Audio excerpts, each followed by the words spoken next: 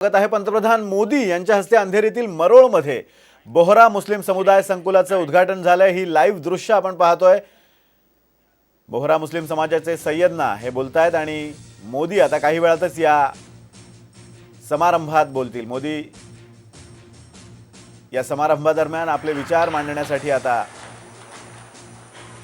व्यासपीठावर आलेत।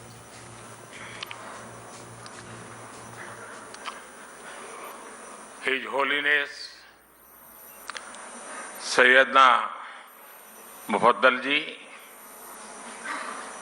महाराष्ट्र के मुख्यमंत्री एकनाथ शिंदे जी, उप मुख्यमंत्री देवेंद्र जी, इस कार्यक्रम में उपस्थित अन्य सभी मान्यवर महानुभाव, आप सभी के बीच आना मेरे लिए परिवार में आने जैसा होता है।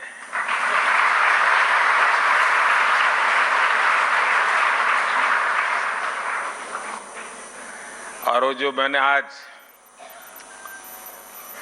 आपकी वीडियो देखा, फिल्म देखी, तो मेरी एक शिकायत है और मैं चाहूंगा कि इसमें सुधार कीजिए। आपने बार बार उसमें माननीय मुख्यमंत्री और माननीय प्रधानमंत्री कहा है। मैं आपके परिवार का सदस्य हूं, न मैं यहाँ प्रधानमंत्री हूं न मुख्यमंत्री हूं।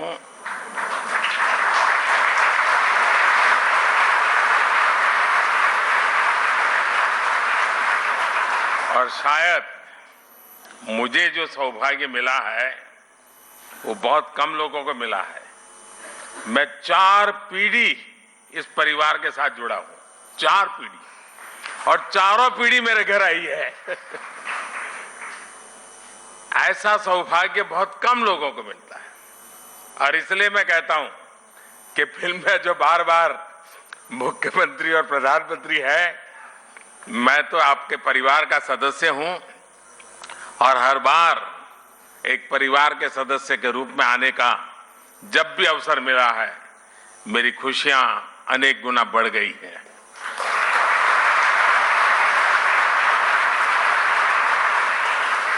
कोई समुदाय, कोई समाज या संगठन, उसकी पहचान इस बात से होती है कि वो समय के अनुसार अपनी प्रासंगिकता को कितना कायम रखता है।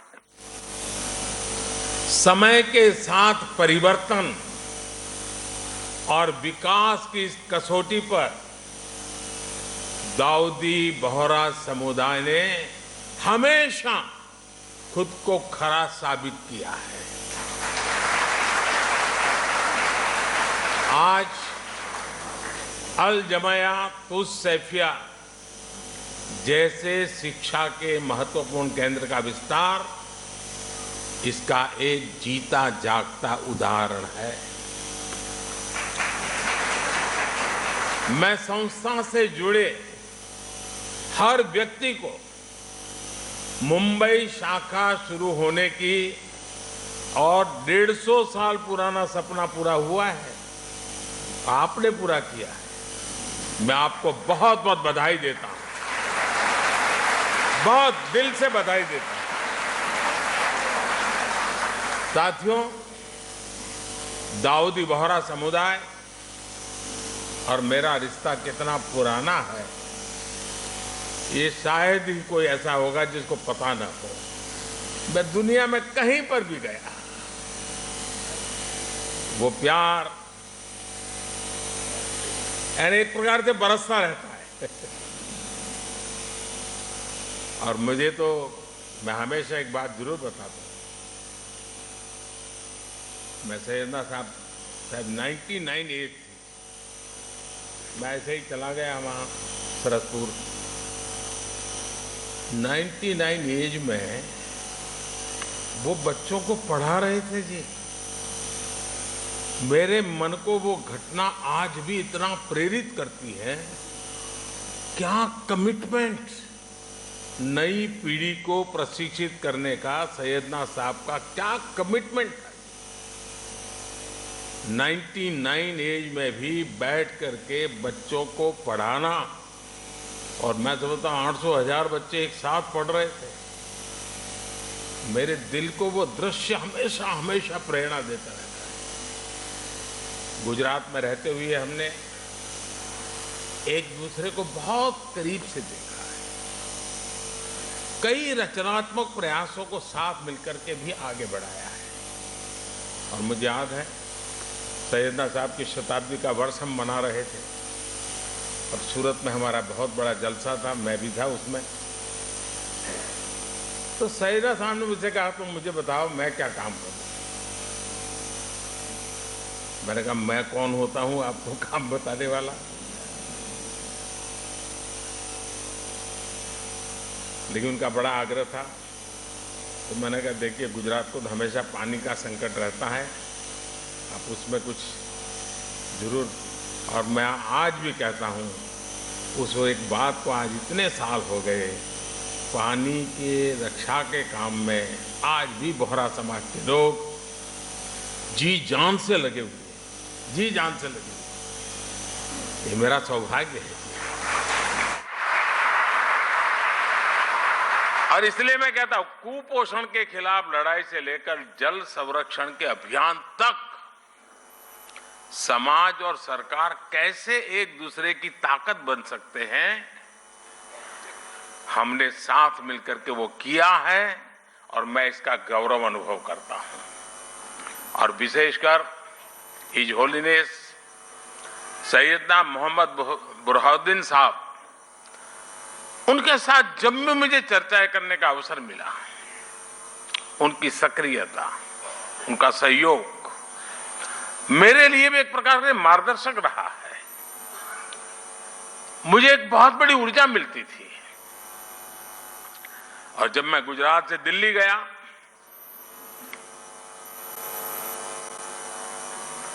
आपने गादी संभाली, वो प्यार आज भी बना हुआ है, वो सिलसिला चलता रहा। इंदौर के कार्यक्रम में his holiness doctor Syedna Mufaddal Saifuddin साहब और आप सब ने अपना जो स्नेह मुझे दिया था, वो मेरे लिए बहुत अनमोल है।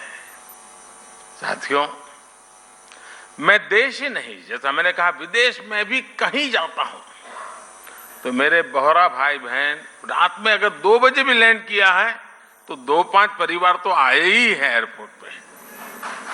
मैं उनको कभी कहता हूं इतनी ठंड में आप क्यों कष्ट उठाते? नहीं, बोले आप आए हैं तो बस हम आ गए।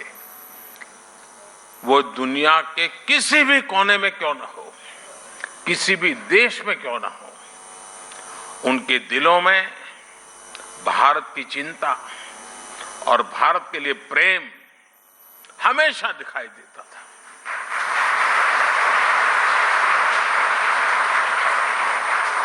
आप सभी की ये भावनाएं, आपका ये प्यार मुझे बार बार आप तक खींच लाता है। साथियों, कुछ प्रयास और कुछ सफलताएं ऐसी होती हैं जिनके पीछे कई दशकों के सपने लगे होते हैं। मुझे बात पता है कि मुंबई शाखा के रूप में अल जमिया तुस सैफिया का जो विचार हो रहा है, इसका सपना दशकों पहले हिज होलीनेस सैयदना अब्दुल कादिर नईमुद्दीन साहब ने देखा था। उस समय देश गुलामी के दौर में था। शिक्षा के क्षेत्र में इतना बड़ा सपना अपने आप में एक बहुत बड़ी बात थी। लेकिन जो सपने सही सोच से देखे जाते हैं, वो पूरे होकर के रहते हैं।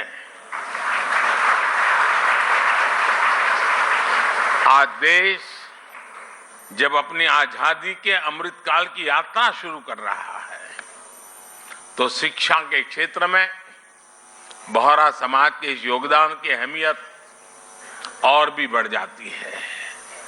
और जब आजादी के 75 साल की याद करता हूं तो मैं एक बात का जिक्र जरूर करूंगा, और मेरा तो आप सबसे आग्रह है कि जब भी आप सूरत जाएं या मुंबई आए, एक बार दांडी जरूर हो आइए। दांडी यात्रा महात्मा गांधी जी की आजादी का एक टर्निंग पॉइंट था, लेकिन मेरे लिए सबसे बड़ी बात वो है कि दांडी यात्रा में, दांडी में नमक सत्याग्रह के पहले गांधी जी आपके घर में रुके थे दांडी में।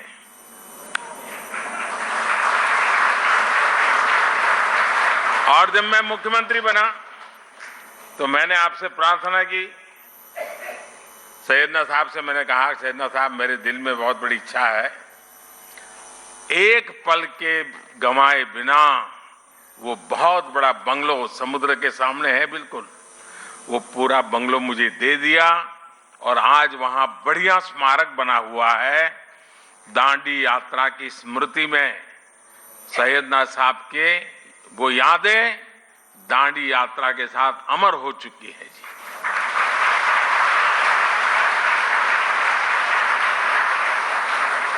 आज देश नई राष्ट्रीय शिक्षा नीति जैसे सुधारों के साथ, यहां बहुत सारे पुराने और आज वर्तमान वाइस चांसलर्स बैठे हैं, मेरे सारे साथी रहे हैं, अमृत काल में जिन संकल्पों को हम आगे बढ़ा रहे हैं, महिलाओं को, बेटियों को आधुनिक शिक्षा के नए अवसर मिल रहे हैं। इसी मिशन के साथ अल जमायातुस सैफिया भी आगे बढ़ रहा है।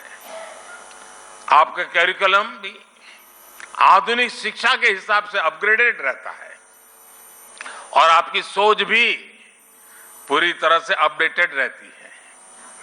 विशेषकर महिलाओं की शिक्षा को लेकर इस संस्था के योगदान सामाजिक बदलाव को एक नई ऊर्जा दे रहा है। साथियों, शिक्षा के क्षेत्र में भारत कभी नालंदा और तक्षशिला जैसे विश्वविद्यालयों का केंद्र हुआ करता था। पूरी दुनिया से लोग यहां पढ़ने और सीखने आते थे। अगर हमें भारत के वैभव को वापस लाना है तो हमें शिक्षा के उस गौरव को भी वापस लाना होगा। इसलिए आज भारतीय कलेवर में ढली आधुनिक शिक्षा व्यवस्था ये देश की प्राथमिकता है। इसके लिए हम हर स्तर पर काम कर रहे हैं। आपने देखा होगा, पिछले 8 वर्षों में रिकॉर्ड संख्या में यूनिवर्सिटीज भी खुली है। मेडिकल एजुकेशन जैसी फील्ड में जहां युवाओं का रुझान भी है और देश की जरूरत भी है, उसे देखते हम हर जिले में मेडिकल कॉलेज खोल रहे हैं। आप देखिए, 2004 से 2014 के बीच देश में 145 मेडिकल कॉलेज खोले थे, जबकि 2014 से 2022 के बीच 260 से ज्यादा मेडिकल कॉलेज खोले गए। बीते 8 वर्षों में देश में, और एक खुशी की बात है, देश में हर सप्ताह एवरी वीक एक यूनिवर्सिटी और 2 कॉलेज खुले हैं। Every week. ये स्पीड और स्केल इस बात के गवाह है कि भारत उस युवा पीढ़ी का पुल बनने जा रहा है जो विश्व के भविष्य को दिशा देगी। साथियों, महात्मा गांधी कहते थे कि शिक्षा हमारे आसपास की परिस्थितियों के अनुकूल होनी चाहिए, तभी उसकी सार्थकता बनी रह सकती है। इसलिए देश ने शिक्षा व्यवस्था में एक और अहम बदलाव किया है। ये बदलाव है एजुकेशन सिस्टम में स्थानीय भाषा को महत्व देना। अब हम देख रहे थे सारा गुजराती में जिस प्रकार से कविता के माध्यम से जीवन के मूल्यों की चर्चा हमारे साथियों ने की। मातृभाषा की ताकत, मैं गुजराती भाषी होने के कारण बहुत शब्दों को से ऊपर उस भावना को पकड़ पा रहा था, मैं अनुभव कर रहा था। साथियों, गुलामी के समय अंग्रेजों ने इंग्लिश को ही शिक्षा का एक पैमाना बना दिया था। दुर्भाग्य से आजादी के बाद भी हम उस हीन भावना को ढोते रहे। इसका सबसे बड़ा नुकसान हमारे गरीब के बच्चों को, दलितों, पिछड़ों और कमजोर वर्ग को हुआ। प्रतिभा होने के बाद भी उन्हें केवल भाषा के आधार पर प्रतियोगिता से बाहर कर दिया जाता था। लेकिन अब मेडिकल और इंजीनियरिंग जैसी पढ़ाई भी स्थानीय भाषा में की जा सकेगी। इसी तरह भारतीय जरूरतों के हिसाब से देश ने और भी कई बदलाव किए हैं। पिछले कुछ वर्षों में हमने पेटेंट इकोसिस्टम पर काम किया और पेटेंट फाइल करने को आसान बनाया है। आज आईआईटी, आईआईएससी जैसे संस्थानों में पहले से कहीं ज्यादा संख्या में पेटेंट फाइल हो रहे हैं। आज शिक्षा के क्षेत्र में बड़े पैमाने पर टेक्नोलॉजी का इस्तेमाल हो रहा है। इसलिए स्कूलों में लर्निंग टूल का उपयोग होने लगा है। अब युवाओं को किताबी ज्ञान के साथ ही स्किल, टेक्नोलॉजी और इनोवेशन के लिए तैयार किया जा रहा है। इससे हमारे युवा रियल वर्ल्ड के प्रॉब्लम के लिए तैयार हो रहे हैं, उनके सॉल्यूशंस खोज रहे हैं। साथियों, किसी भी देश में उसका एजुकेशन सिस्टम और उसका इंडस्ट्रियल इकोसिस्टम दोनों ही मजबूत होना जरूरी होता है। इंस्टीट्यूट और इंडस्ट्री ये दोनों एक दूसरे के पूरक होते हैं।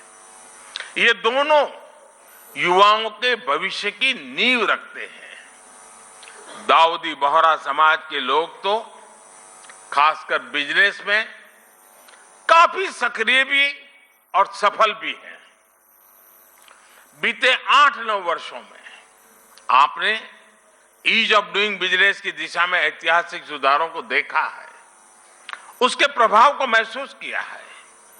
इस दौरान देश ने 40,000 कंप्लायंसेस को खत्म किया, सैकड़ों प्रावधानों को डिक्रिमिनलाइज किया।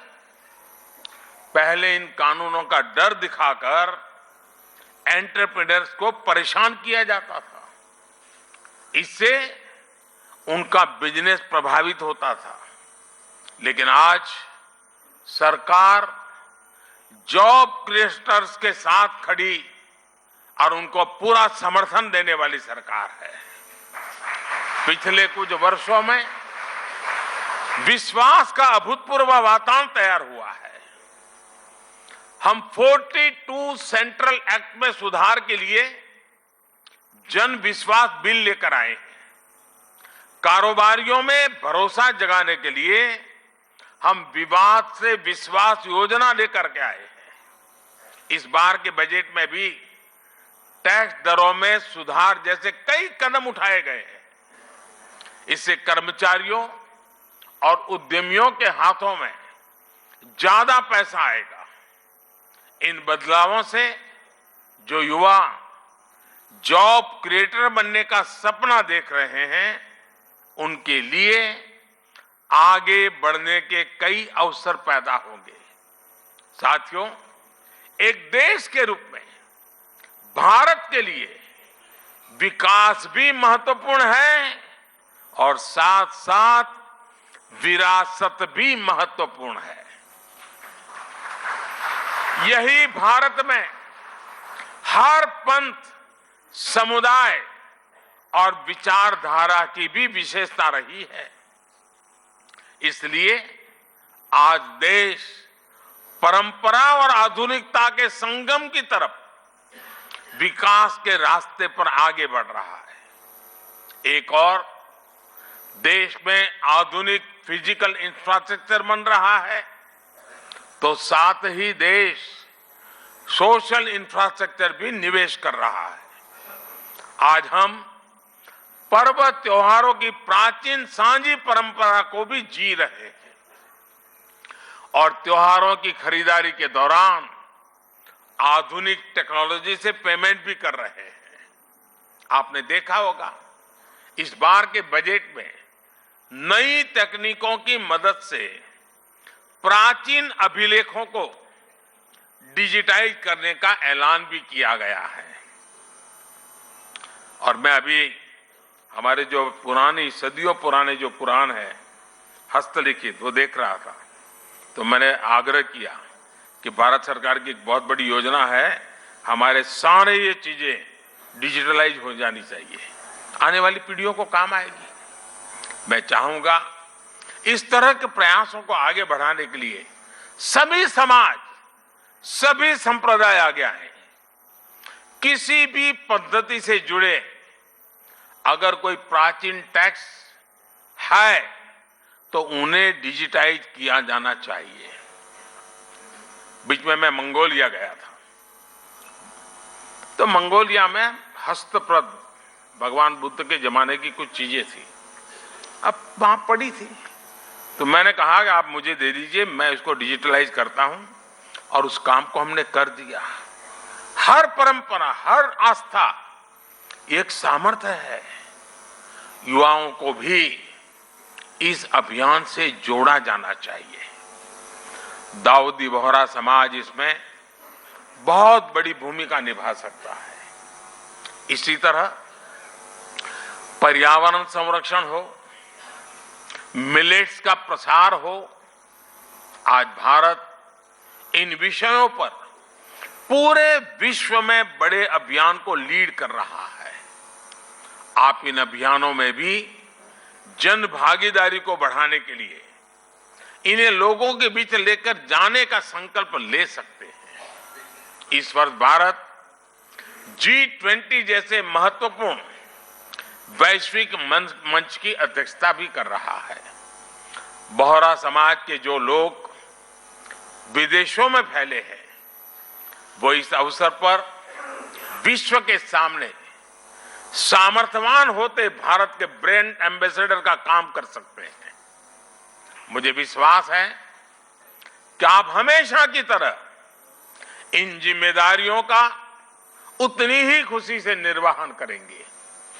विकसित भारत के लक्ष्य तक पहुंचने में दाऊदी बोहरा समुदाय अपनी महत्वपूर्ण भूमिका निभाता रहा है, निभाता रहेगा, ये मेरा पूरा विश्वास है। और इसी कामना और इसी विश्वास के साथ आप सभी को मैं फिर से एक बार बहुत बहुत शुभकामनाएं देता हूं। और इस पवित्र अवसर पर आपने मुझे यहां आने का अवसर दिया। सैयदना साहब का विशेष प्यार रहा है। पार्लियामेंट चल रही थी, फिर भी मेरे लिए यहां आना उतना ही महत्वपूर्ण था, और इसलिए मुझे आज आकर के आप सबके आशीर्वाद लेने का सौभाग्य मिला। मैं फिर एक बार आप सबका हृदय से बहुत बहुत धन्यवाद करता हूं। बहुत बहुत धन्यवाद।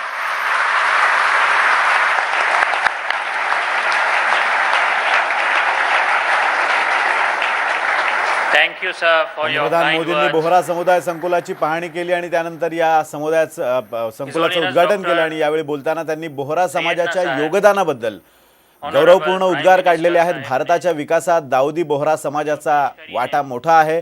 व्यापारी, प्रामुख्याने व्यापारी असलेला हा समाज, त्यांच्यासाठी काय नेमक्या योजना आहेत यांचाही त्यांनी उल्लेख केला। त्याचबरोबर गुजरातचे मुख्यमंत्री असताना आपल्याला दाऊदी बोहरा समाजाच्या 4 पिढ्यांसोबत राहण्याचा योग आला, असा सुद्धा तो उल्लेख त्यांनी केलेला आहे।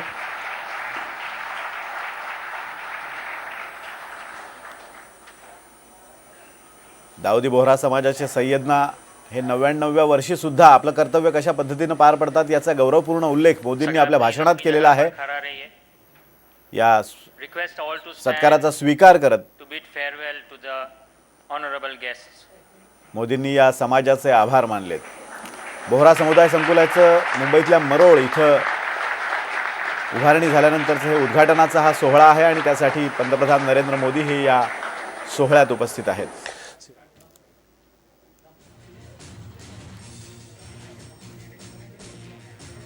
जलसंवर्धनासाठी बोहरा समाजाचा काय त्यांची भूमिका होती त्यावर सुद्धा मोदींनी भाष्य केलंय.